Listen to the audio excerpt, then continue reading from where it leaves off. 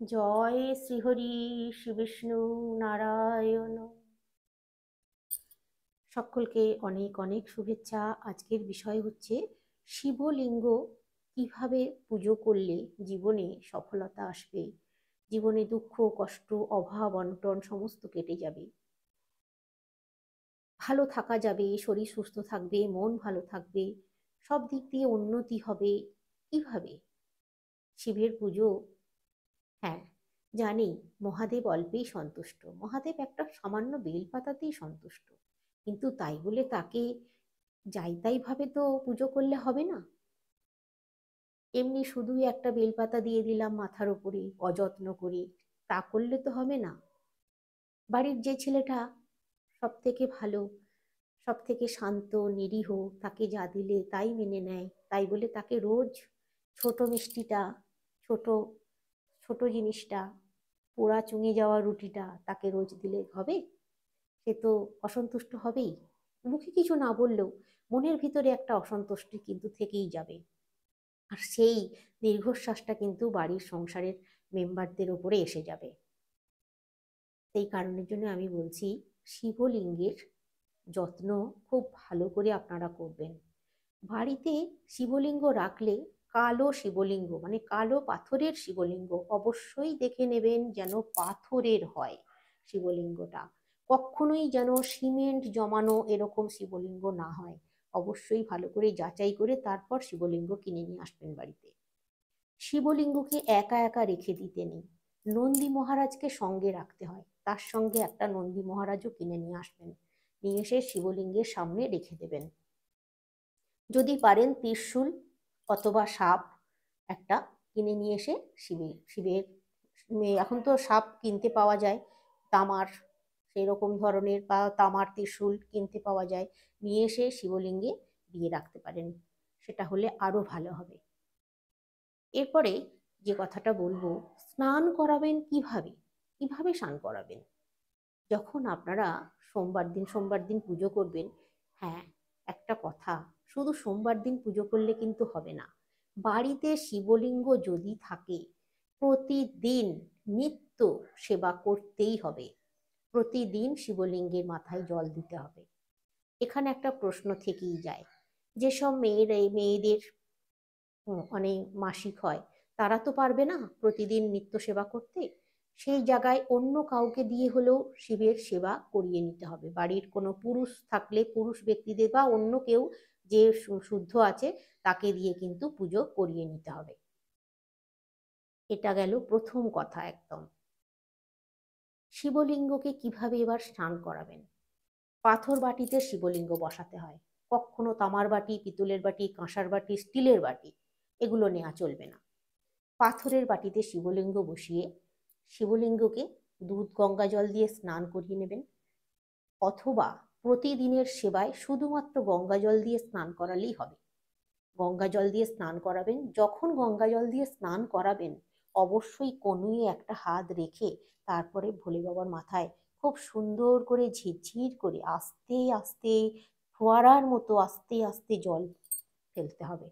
মানে সুন্দর একটা মানে সুন্দরভাবে যেন জলটা পড়ে ভোলে বাবার মাথায়, সেরকম ভাবে জলটা আস্তে আস্তে ভোলে বাবার মাথায় ঢালতে হবে। সেই জল যেন ছিটকে আপনাদের পায়ে বা আপনাদের গায়ে এদিক ওদিক না ছিটকে যায়, সেইভাবেই জলটা ঢালতে হবে ভোলে বাবার মাথায়। এরপর ভোলে বাবাকে কি করবেন? জলের ওপরেই কি বসিয়ে রাখবেন? না, ভোলে বাবাকে একটা তামার বাটির ওপরে তুলে নেন। কাঁসার বাটি, পিতলের বাটি, স্টিলের বাটি, লোহার বাটি এগুলো কিন্তু নেওয়া যাবে না, তামার বাটি নেওয়া যাবে। তামার বাটিতে শিবলিঙ্গ তুলে নিলেন, নিয়ে ওই যে পাথরের বাটিতে স্নান করিয়েছিলেন, পাথরের বাটিতে যে জলটা আছে ওই জলটা একটা জায়গায় ঢেলে খালি করে নেবেন, নিয়ে পাথরের বাটিটাকে মুছে নেবেন। শিবলিঙ্গ কিন্তু মুছে নিতে হয়, ভোলে বাবাকেও কিন্তু গা মুছিয়ে দিতে হয়। ভালো পরিষ্কার শালু কাপড় কিনে নিয়ে এসে রাখবেন। সেই শালু কাপড় খারাপ হয়ে গেলে আবার পাল্টে নেবেন, এরকম করবেন। শালু কাপড় দিয়ে ভালো করে মুছে নেবেন, মুছে শিবলিঙ্গকে আবার পাথরের বাটিতে তুলে বসিয়ে রাখবেন। তারপর পুজো করবেন। এরপর কিভাবে পুজো করবেন? প্রতিদিন যদি পারেন একটা করে বেলপাতা অবশ্যই দেবেন।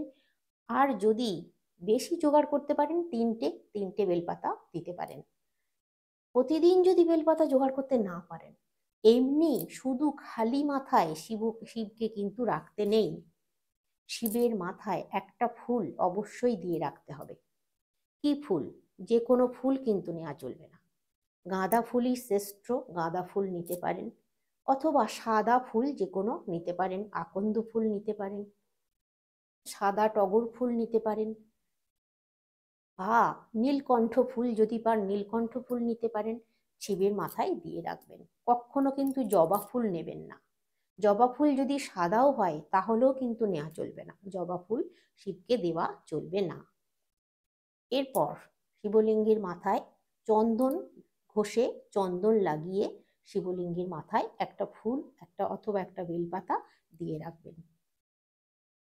ও তখন যখন আপনারা শিবলিঙ্গকে অভিষেক করাচ্ছেন, স্নান করাচ্ছেন, প্রতিদিনই যে দুধ গঙ্গা জল দিয়ে স্নান করাতে হবে এরকম কোনো কথা নেই।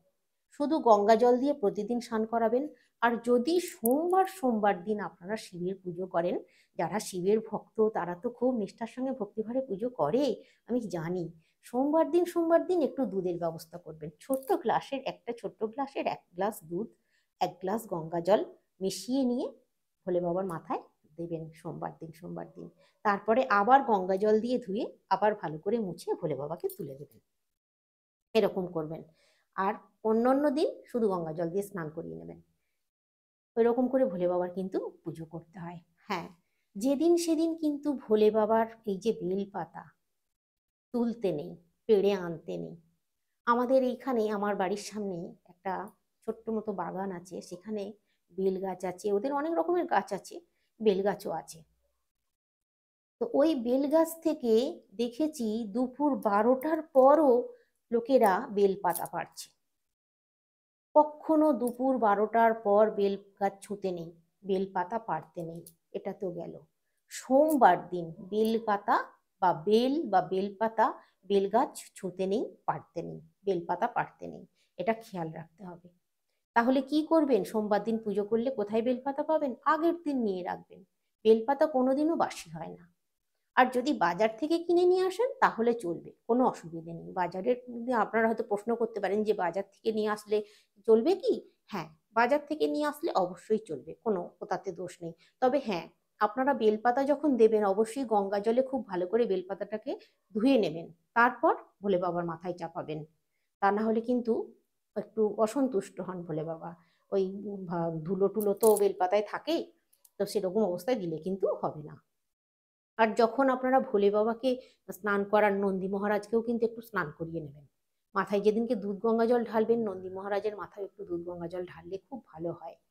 খুব খুব ভালো হয়, পুজোটা তাহলে খুব সার্থক হয়। তো এইভাবে আপনারা পুজো করুন। আর একটা কথা, ভোলে বাবার মাথায় যে ফল আপনারা চড়াবেন, যে কোনো ফল যে যদি চড়ান, সেই ফল কিন্তু কখনো নিজেরা খাবেন না। ভোলে বাবার উপরে, মাথার উপরে দেওয়া কোনো ফল নিজেদের খেতে নেই, বা কাউকে প্রসাদ হিসেবেও দেবেন না। ওটা আপনারা ব্রাহ্মণকে দান করতে পারেন বা জলধৌতি করতে পারেন, জলে দিয়ে দেবেন। এইভাবে আপনারা ভোলে বাবার সেবা করুন, ভোলে বাবার পুজো করুন। আর প্রত্যেকটা সোমবার যদি ভোলে বাবার পুজো করতে পারেন এইভাবে দুধ গঙ্গা জল দিয়ে, আর একটু প্রসাদে বাতাসা রাখবেন, নকুলদানা রাখবেন, তাতেই ভোলে বাবা সন্তুষ্ট। আর অবশ্যই বেলপাতা রাখবেন, তাতেই ভোলে বাবা সন্তুষ্ট হবে। প্রত্যেক সোমবার যদি এইভাবে পুজো করতে পারেন, সমস্ত বাস্তুদোষ গ্রহদোষ থেকে আপনারা মুক্তি পাবেন। আমি একদম 100% বলছি। এভাবে আপনারা করুন। আর কখনোই কিন্তু ভোলে বাবাকে খালি মাথায় রাখবেন না, মাথায় একটা ফুল হোক, বেলপাতা হোক চাপিয়ে রেখে দেবেন। ভোলে বাবার মাথার বেলপাতা, যারা পড়াশোনা ভালো করছে না, ছেলে মেয়েরা পড়াশোনা হয়তো খারাপ, বদমাইশি করছে না, অমনোযোগী, ভোলে বাবার মাথার বেলপাতা যদি, যখন পরের দিন আপনারা ভোলে বাবার মাথার বেলপাতা খালি করবেন, সেই বেলপাতা যদি ধুয়ে সেই জলটা ভোলে বাবার মাথার বেলপাতাটা যদি চিবিয়ে খেয়ে নিতে পারে খেয়ে নেবে। যদি খেতে না পারে, বেলপাতাটা ধুয়ে বেলপাতার জলটাও যদি খায়, তাহলেও জানবেন খুব উপকার হবে। দেখবেন ছেলে মেয়েদের পড়াশোনায় মন আসবে। আর অবশ্যই ছোটদেরকে, ছেলে মেয়েদের সন্তানদেরকে আমি বলছি।